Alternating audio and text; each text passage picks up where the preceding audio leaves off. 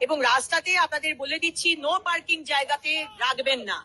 OLA Uber বলুন বা র্যাপিডো বলুন বা সুইগি জোম্যাটো বলুন বা টোটো বলুন বা প্রাইভেট ভেহিকেল বলুন, যদি রাখেন তাহলে কিন্তু আপনার কেস হবে, সে আমি থাকি আর না থাকি। আমি থাকলে তো আমি কেস দেবো, যেরকম গতকাল দিচ্ছিলাম।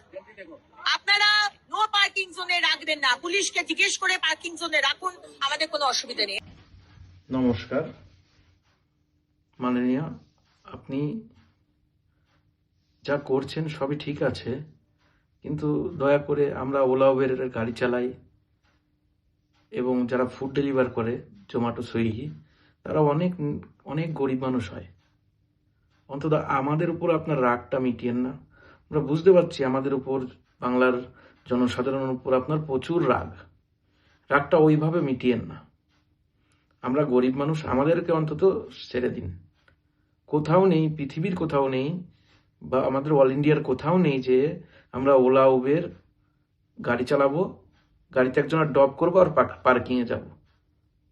পার্কিংয়ে গিয়ে গাড়ির সাইডে আপনি প্রত্যেক রাস্তার সাইডে বাইলেন করে রাখুন, ট্রাক বাইলেন যেগুলো হয়, যেখানে দাঁড়ানোর জায়গা করে রাখুন। কোথাও ড্রপ করে দিয়ে ওলা উবের গাড়ি 5 কিলোমিটার 10 কিলোমিটার দূরে যাবে গাড়ি পার্কিং করার জন্যে? এটা সম্ভব? যে একটা গরিব ছেলে, সে 20-25 টাকার জন্য একটা ফুড ডেলিভারি করে, সে একটা রেস্টুরেন্ট থেকে খাবার পিক আপ করে 2 কিলোমিটার দূরে পার্কিংয়ে রাখতে যাবে, আবার এসে নিয়ে খাবারটা হেঁটে খাবারটা ডেলিভার করবে, তাহলে ওই 25 টাকার মধ্যে কয় টাকা থাকে? 25 টাকা 30 টাকা দেয় একটা ডেলিভারিতে।